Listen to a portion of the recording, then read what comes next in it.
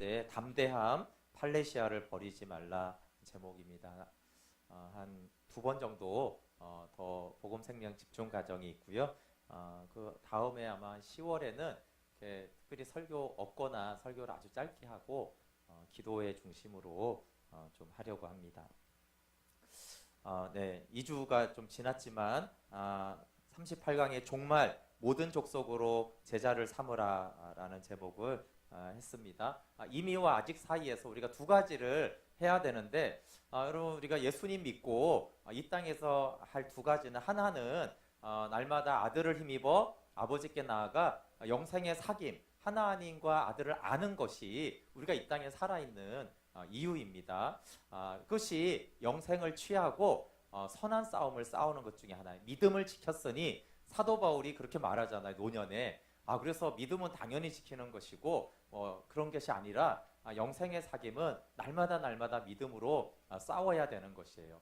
이 세상에 바쁜 것, 분주한 것, 또 상처, 또 게으름 등등으로 우리가 믿음으로 싸우지 않으면 우리가 십자가를 통해 아버지께 나아갈 수가 없어요. 그래서 영생의 사귐으로 나아가는 것이 믿음의 싸움입니다. 그래서 물론 너무 막 새벽마다 깨어나고 일어나고 말씀 앞에 가지고 보면은 너무 좋아서 해도 되지만 그럼 너무 감사하죠. 그런데 그렇지 않을 때가 많아요. 근데 믿음의 싸움을 싸워야 돼요. 근데 두 번째 또 싸워야 되는데 그것은 모든 족속으로 제자를 삼는 거예요. 하나님의 복음을 내가 있는 자리에서나 또 중보기도나 선교를 통해서 복음을 전하는 것이죠. 그래서 복음을 전하는 것도 또 어떻게 해요? 이것도 또 믿음의 싸움이고 영적인 전쟁입니다.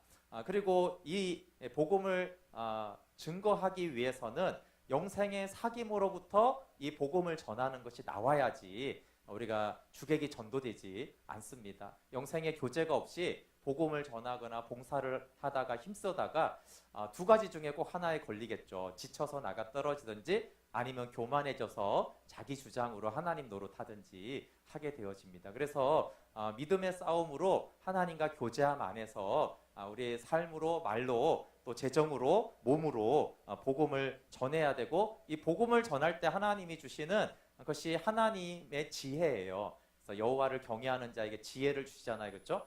우리가 사실 믿지 않는 가정, 식구 복음 전하기 얼마나 어려워요. 그렇죠? 직장인도 마찬가지고 해외 나가도 마찬가지잖아요. 그래서 하나님을 사랑할 뿐만 아니라 하나님의 지혜로 하나님의 권능과 함께 복음을 전해야 됩니다. 네, 오늘은 다시 영생의 교제에 대한 부분이에요. 지난번에 묵상이 왜 중요하고 새 언약 백성이 왜 말씀 앞으로 나아가야 되는지, 그리고 우리가 말씀 앞에 나아가는 이유는 지식을 위해서가 아니라 말씀을 마음에 새기기 위해서예요. 그렇죠? 내 말이 너희 안에 거하면 또 내 말이 너희 안에 거하게 하여 새 언약 백성이라고 했잖아요. 그렇죠? 그래서 우리가 지식이나 얼마나 말씀을 많이 듣고 읽었냐보다 더 중요한 것은 그렇게 해서 말씀이 항상 내 안에 거하는가, 그것이 더 중요합니다. 그래서 그 거한다라는 것은 기억을 말하는 것이 아니라 그 말씀이 시시때때로 생각이 나서 짜증날 때 그래 그 말씀, 그렇죠? 때로는 심판의 말씀, 때로는 사랑의 말씀이 절망 가운데 그 소망의 말씀이 생각이 나고, 그렇죠? 때로는 분노를 할 때 이것이 하나님의 심판이구나 이렇게 받아들이게, 그렇게 우리 안에 말씀이 있어서 그 상황마다 시시때마다 그 말씀이 내 안에 거하는 것. 그리고 기도도 간구도 내 말이 너희 안에 거하면 원하는 대로 구하라고 했잖아요. 그렇죠? 그래서 말씀 없이 기도하는 것은 좋지 않습니다.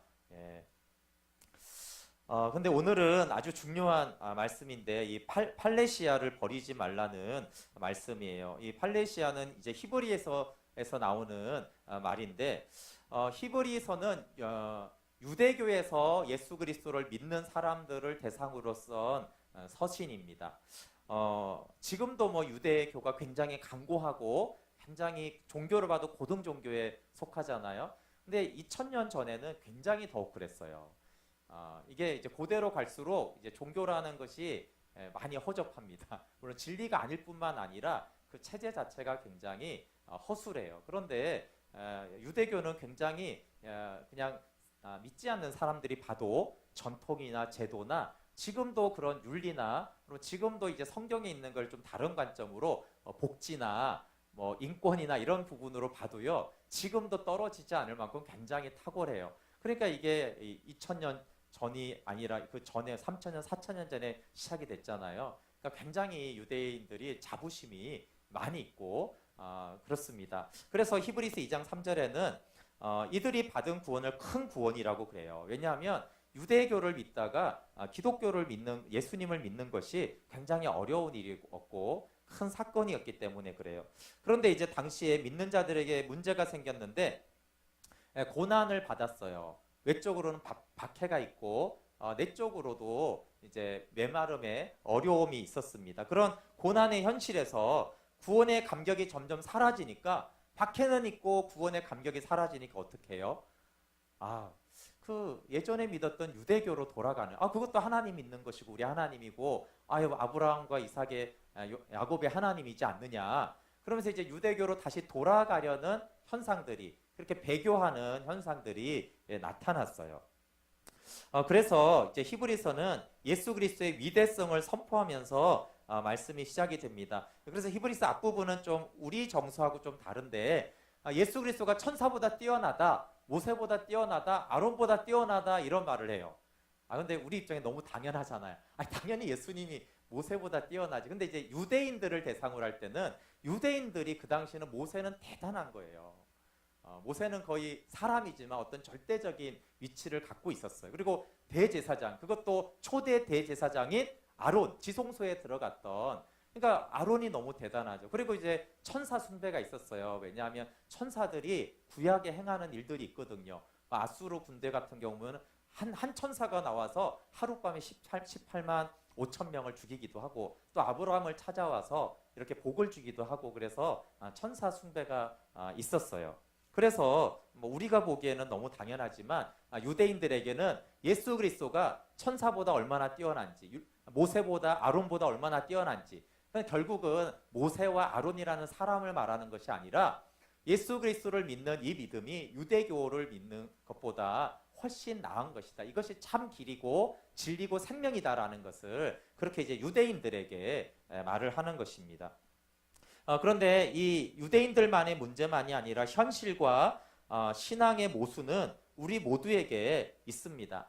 예수님의 생명을 가진 자는 하나님의 아들들이 되는 것이죠. 그래서 예수님을 믿는 그분도 위대하시고, 그분을 믿는 우리를 하나님은 위대하게 하세요. 왜냐하면 하나님의 자녀가 되게 하시고, 예수 그리스도 안에서 하늘에 앉히게도 하시고, 그 아들 안에서 아버지의 영광을 보는 그렇게 놀라운 하나님의 자녀가 되게 하셨으니까 얼마나 예수님을 믿는 것이 놀라운 특권인지 모릅니다. 그런데 이 히브리서 독자들은 이런 큰 은혜에도 불구하고 고통스러운 현실을 감내해야 했어요. 이 믿음은 분명히 대단하고, 내가 믿는 분도 대단하고, 그리고 그분이 나를 영적으로 존귀하게 한 것도 맞는데, 현실적으로는 살아가는데 물질적인 핍박이 있고, 한국 정도가 아니라 아예 그냥 물질을, 전 재산을 다 뺏어가거나 때로는 이제 감옥에 넘기거나, 이 정도의 이제 외적인 핍박이 있었고, 내적으로는 죄의 유혹이 있는 거예요. 그러니까 이 신앙은 너무나 위대한데, 이 내외적으로 있는 현실 앞에서 어떻게 믿음을 지킬 수 있는가 하는 문제가 아주 중요한 문제였어요. 히브리서는 그것에 대해서 말씀하고 있는 것입니다. 믿음은 위대하지만 믿음의 현실은 고통스러운 이 딜레마를 어떻게 해결할 것인가. 그런데 이 딜레마를 해결하는 방법에서 원래는 이제 구원의 감격과 신앙의 신선도가 어떻게 유지되느냐 하는 것에 있어요. 그러니까 날마다 그 구원의 감격이 있고, 날마다 아들 안에서 아버지의 영광을 보게 되면은 이런 외적인 핍박이 있고 죄의 세력의 유혹이 있어도 넉넉히 이길 수가 있는데, 이런 현실은 어렵고, 그런데 하나님과의 인격적인 교제와 사귐은 잘 안 되니까 회의가 들고 자꾸 유혹에 넘어지고, 그러다 보니까 이제 박해를 피해서 믿음을 저버리는 일들까지 일어나게 되었습니다. 이것에 대한 히브리서의 처방은 뭐냐 하면 파레시아라는 담대함으로 번역되는 파레시아가 처방이에요. 이 한 단어가 히브리에서 말하고 하는 논점을 가장 잘 드러냅니다. 근데 이제 번역이 될 때는 이 단어가 확신, 담력, 담대함 이렇게 번역이 되었는데요. 히브리서에서 말하는 파레시아 말고 그 당시에 있었던 이제 파레시아는 세 가지 용례로 두 가지 용례와 함께 이제 히브리서가 세 번째로 사용하는데, 첫 번째는 그리스 사회, 그리스가 이제 오늘날과는 다르지만 그래도 이제 그 민주주의 형태를 했던 정치 형태였는데, 그때 이 시민이 누리는 언론의 자유가 파레시아였어요. 언론의 자유죠. 근데 이제 노예거나 외국인들에게는 이 자유가 주어지지 않았어요. 오늘날로 말하면 이제 투표권 같은 것들이 이제 권리인 것이죠. 그리고 두 번째는 이제 유대인들이 파레시아를 쓸 때는 그리스인들과 다르게 매우 경건한 자가 하나님께 나아갈 수 있는 권리로 해석했어요. 이것은 왜 그러냐면, 원래 이제 유대교에서는 하나님께 나아갈 수 있고 지성소에 나아갈 수 있는 자는 대제사장이거나 아니면 뭐 모세나 다윗과 같은 어떤 특별한 사람들이 하나님께 나아가는 것으로 이제 구약 성경에 보면 그렇게 돼 있잖아요. 그런데 BC 2세기 후에 이 제사장들이 타락을 합니다.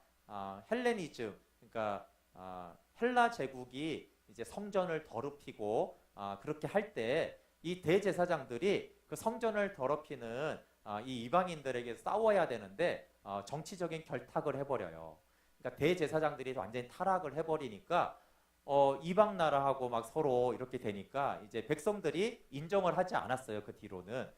그러면서 이제 나온 것이 신구약 사이가 이제 나온 것이 뭐냐면, 그 사이에 바리새인이나 사두개인이 나오는 거예요. 그래서 구약에는 없는데 신약에 이렇게 바리새인들이 갑자기 등장하게 된 이유가, 이 대제사장들이 타락하면서 이제 아론의 혈통이 아니고 이제 경건한 자가, 그러니까 모세 율법을 다 지키는 자가 하나님께 나아간다, 하나님을 만날 수 있다, 이렇게 이제 가르친 바가 되었고, 그것을 이제 주도적으로 하는 그룹이 바리새인 그룹이 나왔던 거예요. 그래서 바리새인의 원래 의도는 굉장히 좋은 의도로 나왔어요. 타락한 이 유대교에서 정말 하나님을 경외하는, 그렇게 하나님께 나아가는 자가 되자, 이렇게 이제 시작이 된 것이죠. 누가복음 18장에도 보면 바리새인이 자기 행위로, 저는 11조를 이렇게 하고 기도를 이렇게 하고 금식을 이렇게 해서 이런 기도를 하는데, 그게 그런 근거예요. 내가 이렇게 하나님을 경외하고 율법을 지키고 헌신을 했으니까 나는 나의 기도는 하나님께서 받아줄 거야 라는 이런 행동, 경건한 행동으로 인해서 하나님께 나아갈 수 있다라는 그런 것을, 그 특권을 파레시아였어요. 그러면 이제, 그런데 이 유대인 중에 그러면 하나님께 나아갈 만큼 경건한 자는 얼마나 되겠나? 그랬을 때 이것은 아주 극소수였어요. 아주 극소수. 그러니까 이 파레시아는 굉장히 특권을 가진 자들이 가진 특권이었고 어떤 권리였어요. 근데 히브리서는 이 팔레시아를 이제 다른 이유로 사용하는데 이렇게 사용합니다. 예수님의 구속의 은총으로 하나님께 나아갈 수 있는 권리를 말해요. 예수님의 구속의 은총으로 하나님께 나아갈 수 있는 권리. 근데 제가 앞에 부분을 왜 그렇게 말했냐면, 여러분 근데 그리스에서나 이 유대교에서나 이 파레시아는 다 특권이고 권리였어요. 그리스 사회에서 이제 시민이 되는 건 굉장한 권리였고, 그 다음에 여러분 모세 율법을 다 지켜서 얼마나 경건하면 하나님께 나아갈 수 있을 만큼 나는 거룩하게 살았다. 이게 대단한 권리잖아요, 그렇죠? 그걸 얻는 게 얼마나 어려운 일이에요. 그런데 하나님께 나아갈 권리가 그렇게 주어지지 않고, 정말 연약한 우리, 죄인된 우리에도 불구하고 예수님의 구속의 은총으로 말미암아 우리가 하나님의 보좌 앞에 나아가게 되었다. 이것이 엄청난 권리다라고 말하는 것이에요. 유대인들이 유대교로 돌아간다고 해서 그 권리를 가질 수는 없는 것이죠. 그래서 이 파레시아는 굉장한 권리를 말합니다. 그래서 이 팔레시아, 누구든지 아들을 힘입어 은혜의 보좌로 나아가서 때를 따라 돕는 하나님의 은혜를 받기 위해서 하나님께 나아갈 수 있는 이 권리가 이 처방이에요. 처방. 어떻게 구원의 감격을 날마다 유지하고 신앙의 신선도와 하나님과의 영적인 사귐과 교제를 날마다 가지게 되는가. 이 파레시아가 고난의 가운데 있는 죄의 유혹을 받는 사람들에 대한 처방으로 주어집니다. 우리 히브리서 7장 25절 한번 읽어볼게요. 여기 히브리서 자체가 팔레시아를 정의하고 있는 부분입니다. 히브리서 7장 25절 같이 읽어볼게요. 시작. 그러므로 자기를 힘입어 하나님께 나아가는 자들을 온전히 구원하실 수 있으니 이는 그가 항상 살아계셔서 그들을 위하여 간구하심이라. 여기 자기를 힘입어 하나님께 나아가는 자들, 팔레시아의 권리를 행사하는 자들을 말합니다. 이방인인 우리는 이게 당연하지 않나? 예수님 이런 건데, 아까 말했는데 유대인들에게는요, 하나님께 나아가는 자라는 것은 대단한 거예요. 아까 말했죠, 대제사장만, 아니 모든 이스라엘이 딱 한 사람만 나아가는 권리였어요. 그렇죠? 그건 이제 감히 내가 꿈꿀 수도 없는 그런 영광이고 특권이고 대단한 은혜였는데, 근데 이제는 너희가 예수 그리스도 때문에 아들을 힘입어 하나님께 나아가는 자가 되었다. 이 파레시아의 특권이 있게 되었다라고 말하는 것입니다. 이 팔레시아가 이제 4번 이렇게 나오는데요. 첫 번째는 히브리서 3장 5절 6절에 나와요. 한번 같이 찾아가서 읽어볼게요. 모세와 이제 아들을 좀 비교하면서 히브리서 3장 5절 6절에 나옵니다. 같이 한번 읽어볼게요. 시작. 또한 모세는 장래에 말할 것을 증언하기 위하여 하나님의 온 집에서 종으로서 신실하였고, 그리스도는 하나님의 집을 맡은 아들로서 그와 같이 하셨으니 우리가 소망의 확신과 자랑을 끝까지 굳게 잡고 있으면 우리는 그의 집이라. 네, 우리가 그의 집이 되라고 말하고 있어요. 그리고 이제 모세는 하나님의 종으로서 하나님의 집에 신실했거든요. 근데 이제 예수님은 아들로서 더욱더 충성된 분이다라고 했는데, 하나님의 집을 돌보고 섬기고 세워주는 분이 예수님이에요. 그리고 우리는 뭐에 비유하냐면 하나님의 집으로. 우리가 하나님의 집이 되면 예수님이 우리를 돌봐주시고 섬겨주시고 지켜주시고 함께 하시거든요. 그러니까 이제 하나님의 집이 되라는 말을 합니다. 초기 기독교에서 하나님의 집은 새 언약 공동체 교회를 말합니다. 에베소서 2장 20절에서 22절에도 너희는 사도들과 선지자들의 터 위에 세우심을 입은 자라, 그리스도 예수께서 친히 모퉁이 돌이 되셨느니라. 그의 안에서 건물마다 서로 연결하여 주 안에서 성전이 되어가고 너희도 성령 안에서 하나님이 거하실 처소가 되기 위하여 그리스도 예수 안에서 함께 지어져 가느니라. 하나님의 집으로 지어져 간다라고 하고요. 베드로전서 2장 5절에도 너희도 산돌같이 신령한 집으로 세워지고, 이렇게 하나님의 집은 영생의 공동체를 말하고 있어요. 그런데 이제 여기서 하나님의 집이 되라는 얘기를 하는데, 어떻게 하나님이 집이 되는가에 대해서 아까 6절에 보면은 우리가 소망의 확신과 자랑을 끝까지 굳게 잡고 있으면 우리는 그의 집이다, 이렇게 말하는 거예요. 근데 여기 번역할 때 좀 원문을 그대로 옮기지 못했는데, 여기 소망의 확신과 자랑은 확신과 영광스러운 소망이에요. 이 두 가지를 끝까지 붙잡으면. 근데 히브리에서 아주 중요한 것이 뭐냐면 여기 끝까지 굳게 잡는 거예요. 끝까지 굳게 잡는 거. 근데 뭘 끝까지 굳게 붙잡아야 되냐면 영광스러운 소망이에요. 이것은 재림을 기다리는 신앙을 약속을 소망 가운데 가지라는 거죠. 두 번째 이제 확신이라고 된 것이 파레시아입니다. 하나님의 집이 되려면 아들을 힘입어 아버지께 하나님께 나아가야 돼요. 아들을 힘입어 아버지께 나아가야지 하나님의 집이 된다. 그래서 이 두 가지를 끝까지 붙잡으면 하나님의 집이 된다라고 말씀하셨어요. 두 번째 파레시아가 이제 히브리서 4장 12절에서 16절에 나와요. 이것은 몇 주 전에 제가 나눴기 때문에 저희들이 읽고 좀 간단히 넘어가려고 합니다. 그래도 히브리서 4장 12절에서 16절 볼게요. 그리고 16절에 파레시아가 나오고 있어요. 12절부터 한번 읽어볼게요. 시작. 하나님의 말씀은 살아있고 활력이 있어 좌우의 날선 어떤 검보다도 예리하여 혼과 영과 및 관절과 골수를 찔러 쪼개기까지 하며 또 마음의 생각과 뜻을 판단하나니 지으신 것이 하나도 그 앞에 나타나지 않음이 없고 우리의 결산을 받으실 이의 눈앞에 만물이 벌거벗은 것 같이 드러나느니라. 그러므로 우리에게 큰 대제사장이 계시니 승천하시니 곧 하나님의 아들 예수시라. 우리가 믿는 도리를 굳게 잡을지어다. 우리에게 있는 대제사장은 우리의 연약함을 동정하지 못하실 이가 아니요 모든 일에 우리와 똑같이 시험을 받으신 이로되 죄는 없으시니라. 그러므로 우리는 긍휼하심을 받고 때를 따라 돕는 은혜를 얻기 위하여 은혜의 보좌 앞에 담대히 나아갈 것이니라. 네, 이 말씀은 어떻게 우리가 말씀을 통해서 하나님과의 교제로 나아가는가를 잘 보여주는 말씀인데요.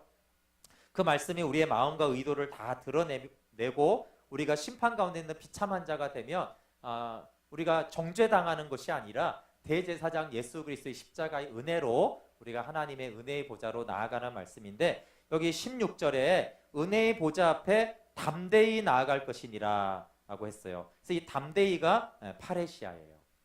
그러면 어떻게 죄인이 거룩한 그 보좌 앞에 담대히 나아갈 수 있겠어요? 근데 아들을 힘입어 하나님께 나아가는 권리라고 그랬잖아요, 그렇죠? 그래서 우리가 투표할 때 권리잖아요, 그렇죠? 담대히 투표를 하는 것처럼 죄인임에도 불구하고 아들을 힘입으면 담대하게, 이 권리이기 때문에 담대하게 은혜의 보좌로 나아간다라고 말씀하고 있어요. 그래서 예수 그리스도의 십자가의 보혈을 의지하는 것과 함께 우리에게 아들을 힘입을 때, 아들의 의를 힘입을 때 우리에게 담대하게 하나님께 나아갈 수 있는 권리와 권한을 줬다라는 것을 믿음으로 취하는 것, 끝까지 붙드는 것이 아주 중요합니다. 세 번째 파레시아가 보혈을 힘입어 하늘 성소로 들어가는 것이에요. 히브리서 9장 14절 한번 같이 읽어볼게요. 히브리서 9장 14절 시작. 하물며 영원하신 성령으로 말미암아 흠없는 자기를 하나님께 드린 그리스도의 피가 어찌 너희 양심을 죽은 행실에서 깨끗하게 하고 살아계신 하나님을 섬기게 하지 못하겠느냐. 네, 히브리서 10장 19절에 이제 담대히 성소로 들어가는 얘기가 나오는데, 담대히 어떻게 하늘 지성소로 하나님의 보좌로 나아가는가의 시작이 이제 어린 양의 피로 시작하는 것이에요. 예수님의 피가 완전하기 때문에 그 하나님의 아들의 피가 우리의 양심까지도 깨끗하게 해서 살아계신 하나님과 교제하게 한다는 거예요. 그래서 그 뒷부분에 너희 양심을 깨끗하게 해서, 우리 마음을 깨끗하게 해서 살아계신 하나님을 섬긴다는 것은 살아계신 하나님과 교제할 수 있도록 능히 한다라는 것이에요. 그래서 이 피의 완전함 때문에 우리가 하늘 성소로 나아갈 수 있다. 그리고 15절에는 그 피를 가지신 분이 제사장이 되어서 우리의 중보자가 되신다, 새 언약의 중보자가 되신다라는 말씀을 하고 있어요. 15절도 같이 읽어볼게요. 시작. 이로 말미암아 그는 새 언약의 중보자시니 이는 첫 언약 때 범한 죄에서 속량하려고 죽으사 부르심을 입은 자로 하여금 영원한 기업의 약속을 얻게 하려 하심이라. 아멘. 새 언약의 중보자라는 것은 새 언약의 피다라고 하면서 십자가 전에 주의 만찬 때 피 흘림이 새 언약을 맺게 하는 피라고 했잖아요, 그렇죠? 그러니까 지금 여기에서도 새 언약의 중보자다 이렇게 말하면서 죄인 된 우리가 어떻게 하늘 지성소, 대제사장은 겨우 지성소인데 여기에서는 땅의 지성소가 아니라 하늘에 있는 그 지성소를 어떻게 들어가냐라고 할 때 두 가지를 말하는데, 하나는 예수 그리스도의 피가 우리의 마음을 양심까지 다 깨끗하게 하고, 두 번째는 새 언약을 맺게 하신 대제사장이신 예수 그리스도가 계시다. 그분 때문에 우리가 이 팔레시아의 특권을 사용할 수 있다라고 말하면서 이제 나오는 것이 19절부터 22절이에요. 먼저 19절만 한번 읽어볼게요. 시작. 그러므로 형제들아 우리가 예수의 피를 힘입어 성소에 들어갈 담력을 얻었나니. 네, 이게 피에 대해서 앞에 쭉 말을 했잖아요, 그렇죠? 그 피가 우리를 깨끗하게 하고 현재도, 그리고 새 언약을 맺게 했잖아요, 그렇죠? 언약의 피가. 그러니까 그 피로 인해서 피의 능력을, 예수의 피의 능력과 완전함을 말한 다음에 그러므로 형제들아 우리가 예수의 피를 힘입어 성소에 들어갈 담력, 팔레시아를 얻었다. 이 피 때문에 하늘 지성소로 들어갈 팔레시아의 권리를 얻었다, 이렇게 말하는 것입니다. 네, 그러면서 이제 그 팔레시아로 그 권리가 어떤 것인지가 이제 20절부터 더 자세하게 이제 설명되는 것입니다. 20절부터 22절 같이 읽어볼게요. 시작. 그 길은 우리를 위하여 휘장 가운데로 열어놓으신 새로운 산길이요 휘장은 곧 그의 육체니라. 또 하나님의 집 다스리는 큰 제사장이 계심에 우리가 마음의 뿌림을 받아 악한 양심으로부터 벗어나고 몸은 맑은 물로 씻음을 받았으니 참 마음과 온전한 믿음으로 하나님께 나아가자. 여기 휘장 가운데로 예수님의 육체가 찢어짐으로 그 휘장이 찢어졌잖아요, 그렇죠? 여기 새로운 살길이 아니라 새로운 산길이에요. 살길은 미래형으로 이렇게 번역을 했는데 이게 자꾸 이제 영생의 누림을 이제 우리 선배들이 자꾸 미래형으로 많이 했는데 원어에도 현재형으로 돼 있어요. 새로운 산길, 현재 우리가 생명으로 살아가는 그 길이 아들이 십자가에서 휘장을 찢어 놓으신 그 길로 담대히 나아가라. 그런 우리의 파레시아의 권리를 사용해서 휘장 사이로 들어가라라고 한 거죠. 큰 제사장이 계시죠. 그래서 다시 설명하는 우리의 마음의 뿌림을 받고 몸은 맑은 물로 씻었어요. 세례를 통해서 몸은 맑은 물로 씻었고 우리의 마음은 예수의 피를 뿌려서 어떻게 해요? 참 마음과 온전한 믿음으로 나아가자. 유대교하고 다른 거예요. 유대교는 모세의 모든 율법을 지켜서 아주 거룩하면 하나님께 나가는 권리가 생긴다고 했잖아요. 그렇죠? 근데 그렇지 않고 우리가 세례를 받아 예수님의 십자가 연합되어 몸은 씻었고 물로 씻었고 우리의 마음은 여전히 연약함이 있잖아요. 그렇죠? 죄가. 그러면 예수의 보혈로 씻으면 그 상태가 어떤 상태예요? 이제 하나님의 보좌 앞에 지성소로 들어갈 수 있는 상태예요. 그 상태가 참 마음과 온전한 믿음이죠. 그러면 참 마음은 행위가 아니에요. 참 마음. 하나님께 나아갈 수 있는 참 마음은 경건하게 율법을 다 지킨 마음이 아니라 예수 그리스도의 보혈로 씻긴 마음이 참 마음이에요. 그래서 온전한 믿음은 어떤 믿음이에요? 그 아들의 피로 우리가 예수님의 십자가의 휘장 사이로 나아가는 것이 온전한 믿음이에요. 그래서 행위로 하나님께 나아가는 파레시아가 아니라 아들의 피를 힘입어 나아갈 때 참 마음과 온전한 믿음으로 나아가는 것이, 이것이 예배하거나 우리가 기도할 때는 어쨌든 하나님께 나아갈 때마다 아들의 피를 힘입는 것, 그리고 우리가 예수 그리스도의 십자가에 연합된 것, 이 세례와 피를 힘입어서 하나님께 나아갈 수가 있고, 이것이 팔레시아의 놀라운 권리와 특권이라는 것입니다.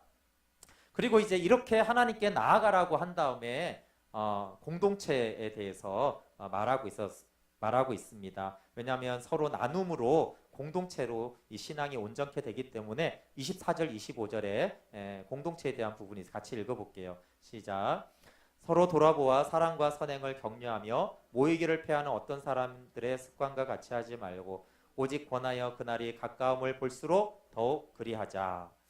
네, 재림을 늘 바라보라고 했는데 그 재림의 때가 가까울수록 서로 모여서 노는 것이 아니라 하나님께 나아갔잖아요. 그렇죠? 그 영생의 교제를 나누라고 그렇게 서로 영생의 사귐으로 서로 사랑하라는 얘기를 하는 것입니다. 네 번째 파레시아가 10장에 나오는데요. 이것은 최악의 상황에서도 팔레시아를 버리지 말라는 거예요. 히브리서 10장 후반부는 진리의 지식을 아는 자의 배교를 엄히 경고해요. 그래서 좀 난해 구절이기도 하는데 진리를 아는 지식을 받은 후에 계속 죄를 지으면 그 죄를 씻을 제사가 없다. 모세의 법을 어겨도 심판을 받았는데 아들을 짓밟는 자가 어찌 심판을 면하겠느냐. 그래서 자기를 거룩하게 한 언약의 피를 비천한 것으로 여기고 은혜의 성령을 욕되게 한 자는 자가 어떻게 형벌을 면하겠느냐라고 해서 이 최후의 경고에 대한 말씀이 있어요. 이 배교에 대한 경고죠. 아까 처음에 말한 대로 이제 핍박 때문에 예수님을 믿지 말아야겠다. 그렇게 다시 유대교로 돌아가야겠다. 이런 자들에 대한 강력한 경고가 있습니다. 그런데 이 경고가 이제 진짜 목적이 아니라 강조하고 싶은 것은 35절에 담대함을 버리지 말라는 거예요. 10장 35절 같이 읽어볼게요. 시작. 그러므로 너희 담대함을 버리지 말라. 이것이 큰 상을 얻게 하느니라. 히브리서 공동체 사람들은 박해를 받고 있지만 그렇지만 너희는 이 파레시아를 버리지 말아야 한다는 것이에요. 그러니까 박해 상황이니까 최악의 상황이잖아요. 최악의 상황에서도 아들을 힘입어 하나님께 나아가는 이 권리를 포기하지 말아야 된다. 그러면 이 파레시아를 붙들면 큰 상을 얻게 된다는 거예요. 이것을 버리면 버림받게 되어지고 이것을 붙들면 큰 상을 얻게 된다라고 하는 것이에요. 그래서 이 히브리서 독자들은 이 말씀으로 고난의 투쟁을 견뎌냈던 공동체예요. 근데 이것이 이제 지속되니까 어려움이 있었던 거예요. 이것을 이제 견뎌낸 것에 대해서 10장 32절부터 34절에 이렇게 격려하고 칭찬하는 내용이 있거든요. 같이 32절부터 34절 읽어볼게요. 시작. 전날에 너희가 빚을 많이 받은 후에 고난의 큰 싸움을 견뎌낸 것을 생각하라. 혹은 비방과 환난으로서 사람에게 구경거리가 되고 혹은 이런 형편에 있는 자들과 사귀는 자가 되었으니 너희가 갇힌 자를 동정하고 너희 소유를 빼앗기는 것도 기쁘게 당한 것은 더 낫고 영구한 소유가 있는 줄 알미라. 아멘. 하늘을 기업으로 받았다는 것을 알았기 때문에 갇힌 자들은 돌보아주고 너희 소유를 다 빼앗기는 것도 기쁘게 당했다라고 말하고 있어요. 그래서 이 팔레시아의 권리를 행사할 때는 이런 고난도 기쁘게 당할 수가 있는데 너희가 이 팔레시아의 권리를 사용하지 않으면은 이제 배교하고 하나님을 떠나고 뒤로 물러가서 이제 죄의 세력에 잡히는 자가 된다라고 말합니다. 36절에는 이 파레시아와 관련해서 강조하는 것이 뭐냐면 끝까지 붙드는 것이에요. 그러니까 그냥 팔레시아 그게 아니라 박해 상황에서 끝까지 붙들어야 되는 것을 말하고 있기 때문에 여기서 이제 36절에 인내가 필요하다 이렇게 말하고 있어요. 36절 한번 읽어볼게요. 시작. 너희에게 인내가 필요함은 너희가 하나님의 뜻을 행한 후에 약속하신 것을 받기 위함이라. 네, 이 파레시아를 지키는데 인내로 지켜야 됩니다. 그러면 이 약속하신 것은 종말에 완성될 완전한 구원이며 다시 오실 예수 그리스도예요. 너희가 인내로 이 파레시아의 권리를 사용해야지 그리스도를 얻게 되어지고 종말에 영광스러운 날을 맞이하게 된다라고 말하는 것입니다. 그래서 이 박해는 종류가 굉장히 많잖아요. 여러분 우리 삶이 어려운 게 뭐 한두 가지겠습니까? 그렇죠? 뭐 가족의 문제, 경제의 문제, 건강의 문제, 또 영적인 문제, 다양한 죄의 세력의 문제, 유혹의 문제 다양하게 있는데 히브리서는 여러 가지를 이야기하면서 딱 한 가지 파레시아의 권리를 사용하라. 파레시아를 끝까지 붙들라라는 말씀을 하고 있어요. 단 한 가지만 놓치지 말고 끝까지 붙잡고 있으면 넉넉히 이기고 승리한다라고 말씀하고 있어요. 그러나 그리스도를 통해 하나님께 나아가는 권리를 포기하면 하나님으로부터 떨어져 나가게 되고 믿음이 후퇴하게 돼서 영적 싸움에서 밀려나서 패배하게 된다라는 얘기를 하고 있습니다. 그것이 이제 38절부터 39절이에요. 같이 한번 읽어볼게요. 시작. 나의 의인은 믿음으로 말미암아 살리라. 또한 뒤로 물러가면 내 마음이 그를 기뻐하지 아니하리라 하셨느니라. 우리는 뒤로 물러가 멸망할 자가 아니요 오직 영혼을 구원함에 이르는 믿음을 가진 자니라. 아멘. 35절에 기인하는 거예요. 35절에 너희 파레시아를 버리지 말라고 했잖아요. 파레시아를 버리지 말아야 되는데 그것이 똑같은 말이 나의 의인은 믿음으로 말미암아 살리라. 하박국과 로마서에 나오는 말씀이죠. 오직 의인은 믿음으로 말미암아 살리라예요. 그리고 또 뒤로 물러가면 내 마음이 그를 기뻐하지 않는다. 담대함을 버리는 거죠. 파레시아의 권리를 사용하지 않는 것이 너무 바빠요, 아파요, 너무 분주해요, 먹고 살기 힘들어요, 별로 마음에 내키지 않아요, 그럴 기분이 아니에요. 이렇게 해서 이 파레시아의 권리로 아들을 힘입어 하나님께 나아가지 않으면 어떻게 돼요? 뒤로 물러나게 되고 하나님 것을 기뻐하지 않아요. 근데 뒤로 물러가면 어떻게 되는지 39절에 뒤로 물러가면 멸망할 자가 돼요. 심각한 얘기죠. 그저 그냥 좀 신앙이 적은 사람이 되는 게 아니고 멸망할 자가 되는 거예요. 이 박해 상황과 고난 상황과 영적인 공격 가운데서 전쟁을 하고 있는데 뒤로 물러나게 되면 당연히 멸망하는 것이죠. 전쟁에 지면은 그냥 양보하고 뭐 조금 손해 보는 게 아니라 전쟁이라는 거 완전히 멸망하게 되는 거잖아요. 그래서 배교까지도 하게 되는 엄청난 시련이 영적인 시련이 오기 때문에 뒤로 물러가 멸망할 자가 아니다. 오직 영혼을 구원함에 이르는 믿음을 가진 자다. 그래서 여기 믿음은 믿습니다 뭐 이런 게 아니고요. 파레시아의 권리로 아들을 힘입어 아버지께 나아가는 믿음을 가진 자를 말하고 있어요. 그래서 히브리서는 파레시아를 준행하면서 그리스도의 재림을 기다리라. 이게 믿음이다. 딱 두 가지 말하는 거예요. 팔레시아를 준행하면서 재림의 주를 기다리라는 거예요.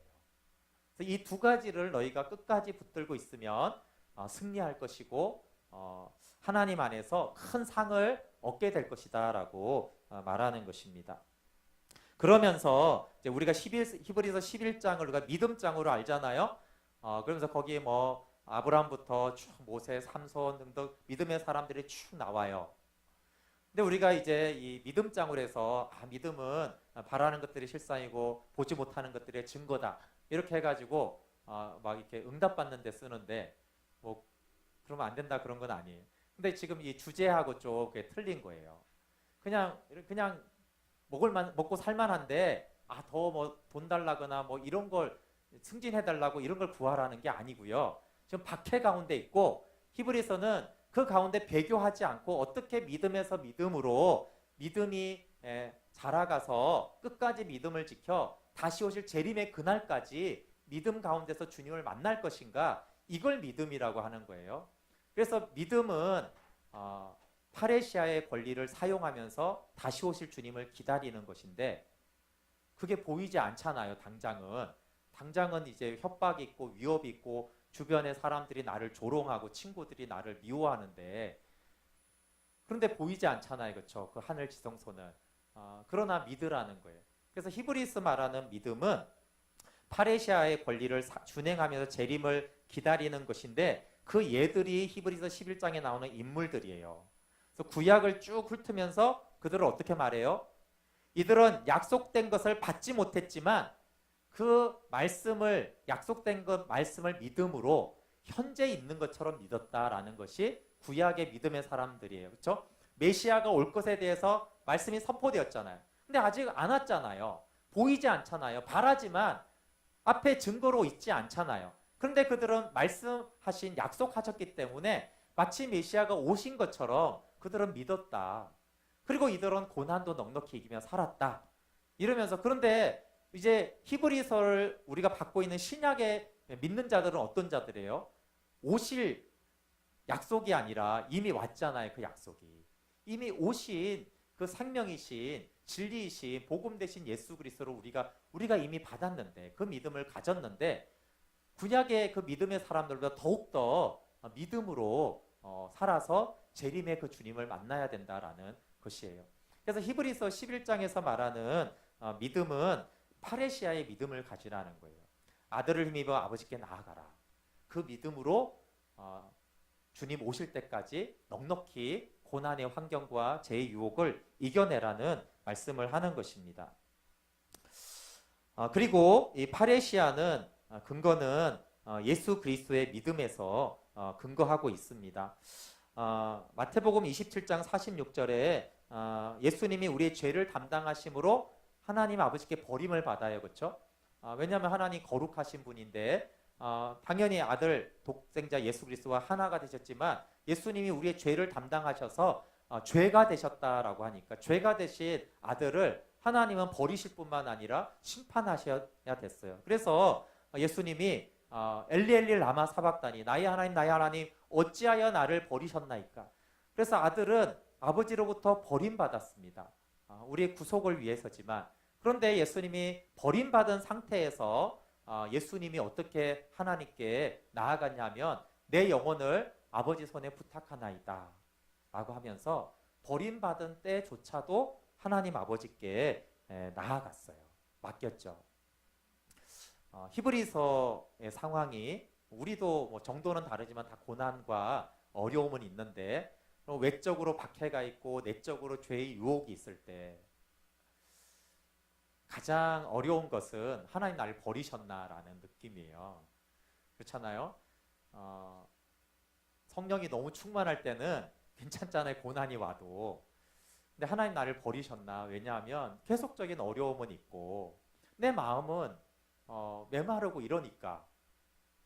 근데 그러면 하나님 나를 버리셨나 했을 때 우리는 그러니까 하나님 나를 버리신 것 같아.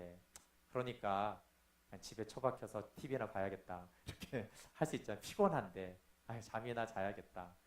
그냥 다른 스트레스 푸는 걸 해야겠다 이렇게 하는데 예수님은 정말 순종해서 아버지가 버리셨는데도 불구하고 내 영혼을 아버지 손에 부탁합니다라고 맡기셨어요. 그것이 가장 팔레시아를 믿음으로 사용한 우리의 본이 되신 그리스도이십니다. 그래서 고난이 오고 박해가 오고 힘겹고 근데 내 영혼조차도 연약해서 하나님의 은혜가 누려지지 않을 때 그때 어떻게 해야 되냐면 하나님께 나아가서 내 영혼을 아버지 손에 부탁합니다. 하나님 제가 너무 힘들고 내 영혼도 강팍하고 내 안에는 부글부글 끓는 악함이 가득하지만 그래도 아들의 피를 힘입고 예수 그리스도의 의를 힘입어 내 영혼을 내 마음을 내 삶을 아버지 손에 부탁합니다. 그것이 파레시아를 하는 것입니다. 예수님은 최악의 상황 속에서도 파레시아를 버리지 않는 우리의 믿음을 대신해서 보여주셨습니다. 그래서 아까 정리를 하면 마지막에 10장에 나오는 것이 끝까지 붙들라는 거예요. 그리고 아까 처음에 3장에 파레시아가 나올 때 어떻게 돼 있어요? 끝까지 붙들어라. 그러면 하나님께 나아가는 예수님을 통해서 십자가의 은혜를 힘입어 하나님께 나아가는 것이 왜 끝까지 붙들라고 했겠어요? 여기 히브리서를 이제 하나님 말씀을 받은 자들이 그냥 눈만 뜨면 하나님의 임재가 가득하고 예배 자리만 나오면은 하늘 보좌에 나아가서 그렇게 하면은 안 붙들어도 되잖아요. 그런 시즌이 있을 때는 별로 안 붙들어도 되거든요.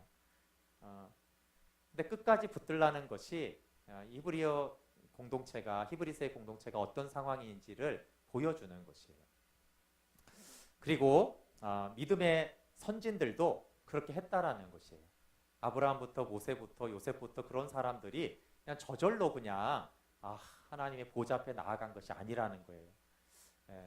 모세도 그 광야의 백성들을 이끌면서 요셉도 감옥에 들어가고 그럴 때 다 그런 어려움을 겪으면서 그들은 오실 메시아를 믿고도 이 파레시아를 놓치지 않았다. 근데 그분이 십자가에 죽으시고 부활하셨지 않느냐. 그러니까 어떤 어려움이 있어도 환경적인 어려움만이 아니라 심지어 하나님 나를 버린 것과 같은 그런 영적인 고아와 같은 상황 속에서도 아들을 힘입어 그 피를 힘입어 은혜의 보좌 앞에 담대히 나아가라. 그리고 이것을 끝까지 붙들어야 된다. 이렇게 말씀하는 것입니다. 여러분 우리 예배하는 거, 기도하는 거, 묵상하는 거 너무 힘드시죠? 힘든 게 맞아요. 충만한 사람들 빼고요. 그런 쉬운 시즌이 있을 때가 있는데 시간으로 보면 힘든 시간들이 더 많아요. 그런데 하나님이 아들을 힘입어 내게 나오라고 하신 이유가 정말 뭡니까? 하나님은 우리가 약하기 때문에 나오라고 하는데 제가 묵상하면서 우리는 약해서 못하겠어요 이런 말을 많이 해요. 그러니까 묵상을 못하고 기도를 못 오는 이유가 결국 뭐예요? 결국 바쁘고 힘들고 기도가 잘 안 되고 삶의 변화가 없고 이게 다 약하다는 거예요. 연약해서. 그래서 하나님 연약해서 저는 못하겠어요 이런 말이에요. 근데 잘 생각해 보세요. 하나님이 왜 내게 나오라고 할까요? 왜 내가 너의 목자가 돼야 된다고 말할까요? 우리가 약하기 때문에 그렇잖아요. 그렇죠? 약하니까 내게 나오라고 하는데 우리는 약해서 못 나가겠대요. 그럼 여러분 보세요. 물론 저도 이해합니다. 저도 오늘 묵상하는데 너무 힘들더라고요. 그 시간이 왜 이렇게 피곤한지 성경 보다가 너무 피곤해서 눈 감고 있다가 이렇게 끊었다가 하고 막 이러면 너무 힘든데 연약하죠. 근데 연약한 자가 하나님께도 나가지 않아요. 이 세상에는 공중의 권세 잡은 자가 있고 얼마나 악한 구조와 이기심이 가득한 사람들 속에서 우리가 살아갑니까? 우리 몸은 연약하고 질병에도 걸리고 그렇죠? 피곤하고 온통 연약한데 연약한 자가 하나님께도 나가지 않았고 하나님의 돌보심도 은혜도 받지 못한다라면 어떻게 되겠어요? 그래서 하나님은 우리가 연약하기 때문에 하나님께 나갈 수 없다는 것은 뒤로 물러가 멸망하겠다라는 거예요. 그냥 내가 이리 때에게 잡혀 먹겠다라는 것과 같습니다. 그래서 연약하기 때문에 우리가 하나님께 나가는 게 어려운 건 사실이에요. 히브리서 기자들도 고난 가운데 어려웠던 게 현실이었다고요. 현실은 존재하는 것입니다. 그러나 그 현실에도 불구하고 연약하니까 그 박해와 고난을 내 힘으로 못 이겨내니까 그 유혹을 내 힘으로 못 이겨내니까 아들을 힘입어 하나님께 나가야 된다라고 말씀하는 거예요.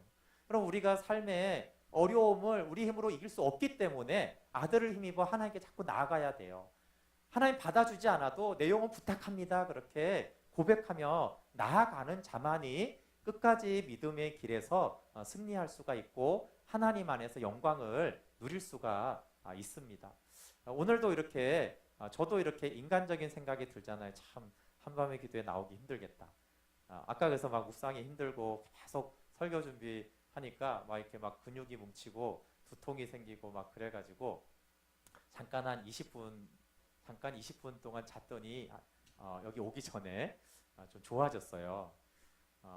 근데 생각으로는 몸이 이러면 그냥 제가 이렇게 설교를 해야 되니까 오지 내가 아무것도 안 맡았으면 그냥 잤겠다 이런 생각이 드는 거예요.